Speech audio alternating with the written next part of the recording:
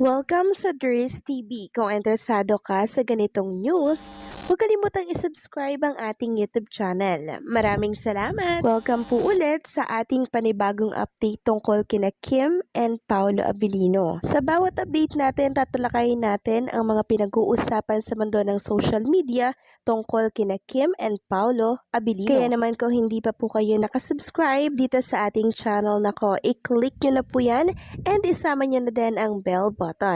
So, ayun, welcome back again sa ating YouTube channel mga kakimpaw, and sa update natin ito, ang pag-uusapan natin ay tungkol sa mga importanteng ganap kina Kim and syempre kay Paolo Abilino. Pero bago po ang lahat, maraming salamat sa patuloy pong pagsubaybay and syempre pagsuporta sa mga daily update natin. Kaya naman bilang pasasalamat, narito po ang mga nabili nating komento patungkol yan sa naging previous update natin. Una komento mula po ito kay Ginang Vivian 857 Karaig. Sabi niya dito, yes, Kim Pao is doing great, pang international superstar. May naghula kay Kim na maraming kukunin siyang actress sa movie Blessings, tapos Korean, Chinese actors. Gusto talaga si Kim kasi kikitang malaki ang mga producers. Lucky charm si Kim. Maswerte talaga si Kim, kaya Pao, thanks, andyan ka rin, tandem in reality. Mag-producer at director ka na, may talent ka. Matchmaker made in heaven pa. Stay in love always, hayaan nyo ang mga bashers. Bless us all. Maraming salamat po sa komento, Ginang Bibian Karaig. Yes, tama po kayo dyan, ano? Marami po talagang kumukuha at gustong kunin si Chinita Princess para mag-produce ng mga project nila together. Kasi, alam po ng mga producer na to, nakikita po sila kay Kim and Paolo Abilino. Pero syempre, meron din po mga isinasalang-alang si Kim and Paolo Abilino. Hindi po pwedeng tanggap lang sila ng tanggap na mga project, 'di ba? Syempre, kinikilatis muna nila maigi kung ano po ang magiging role nila doon at kung ano ba yung story, no, ng mga project na yon. Kaya talagang pinipili po nilang dalawa mga kakimpaw Maraming offer, pero syempre hindi lahat pwedeng sunggaban, 'di ba? Ang producer lang talaga yung gustong-gusto silang kunin kasi alam nakikita po sila dito sa tambalang Kim Pao. And sana nga soon mga kakimpaw, si Paolo Abilino na lamang yung mag-direct, 'di ba? Dahil mahusay naman siya Mahusay siyang humawak ng mga project. And syempre yung mga role, kayang-kaya ni Paolo Abilino na mas i-level up, 'di ba? Kaya po nagiging mas maganda yung mga eksena ni Kim and Paolo Abilino sa tulong yon ng bawat isa sa kanila. So maraming salamat sa komento, Ginang Vivian Karaig. God bless and mabuhay kayo. At ang pangalawang komento mula po kay Riley Denise de la Paz. Sabi niya, ang daming haka-haka, ano ba talaga ang totoo tungkol kay Kim Cho at Paolo? Siguro mas maganda na may pag-amin sa totoong relasyon nila.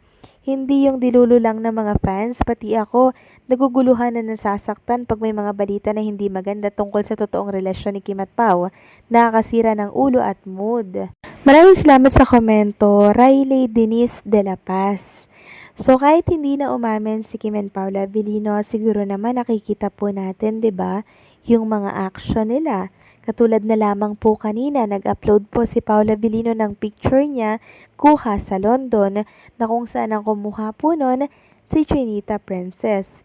And yung pagkain po doon sa Simpson ba yun? Restaurant. Silang dalawa lang ni Kim Cho ang kumain doon. So inilabas din po ni Paolo Abilino yung picture niya kuha sa naturang restaurant. Ibig sabihin, silang dalawa lang po yung kumain sa isang restaurant. Diba, nagbonding sila doon? Ano ba bang ibig sabihin nun? And syempre, ito pa mga kakimpaw, yung sa Aman Pulo, silang dalawa lang po yun. Sasama ba si Kim Chu kay Paolo Abilino?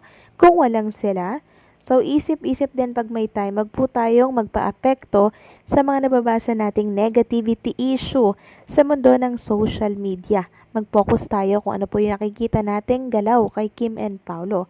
Wag sa mga fake news. Okay, so maraming salamat sa komento, Riley Denise de la Paz. God bless and mabuhay ka. So yun na nga, pag-usapan na natin mga kakimpaw, itong mga topic na nakalap natin sa gabing ito, at unahin na nga nating pag-usapan ang tungkol dito sa social media na mga komento ng mga fans, ano. So ito yung nag-ugat kasi sa post po ni Paula Avellino kanina lamang, mga 9 hours ago mga kakimpaw. Picture niya yun, kuha sa London, and mga stolen po yun. Ngayon, pinag-uusapan ito and sinasabi ng ilan na bakit panay picture lang ni Paolo Avellino yung naka-upload. Hindi man lamang daw sinama yung picture ni Chinita Princess. Bakit daw ganoon? Samantalang si Kim Chiu daw pag nag-upload kasama yung picture ni Paolo Avellino. So parang unfair naman daw yun para kay Chinita Princess na hindi man lang daw napasama sa mga in-upload na picture ni Paolo Avellino. Hindi po kasi nila naiintindihan mga kakimpa kung bakit yung in-upload ni Paulo ay mga picture lamang niya. So ito po ay parang pinapakita niya na ganito yung sitwasyon pag ikaw ay photographer. 'Di ba? Ganito yung sitwasyon mo na laging stolen. 'Di ba? So mabuti na lamang at kasama niya si Chinita Princess para may mag-picture po sa kanya. Sabi kasi dito ng isang netizen, even the smallest thing seems to turn into an issue. Ano ba kasi ang gusto nyo mga auntie? He has a knack for photography. He could post any stunning landmark or grand architecture shot in the city. Yet the choose photos taken by her frames of genuine admiration seen through her lens. Don't like the angles, the lighting, that's fine. He loves them anyway.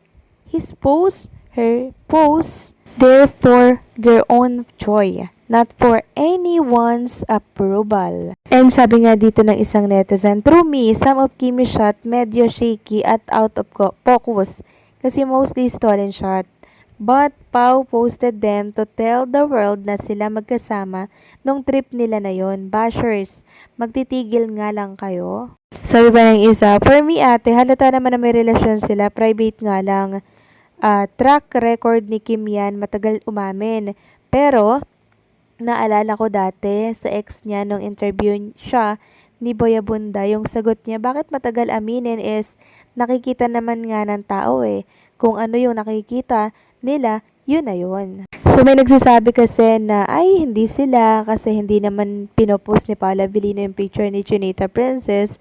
Kahit hindi po ipost yung picture ni Kim Chiu, siya naman yung kasama dun mga kakimpaw eh. At saka hindi naman po ibig sabihin na wala doon yung picture ni Kim Chiu, hindi nakasama. 'Di ba? Wala pong dapat patunayan si Paula Avellino. Kasi in the first place, lagi naman po niyang kasama at lagi naman po niya mga kakimpaw na pinapakita kung anong meron sa kanila. So, sapat na yon mga kakimpaw na patunay kung anong meron sa kanila. Kaya wag na lamang po tayong maniwala sa mga bashers, sa mga sinasabi nila, isa silang distraction. So, anong sa inyo dito mga kakimpaw? Please comment down below.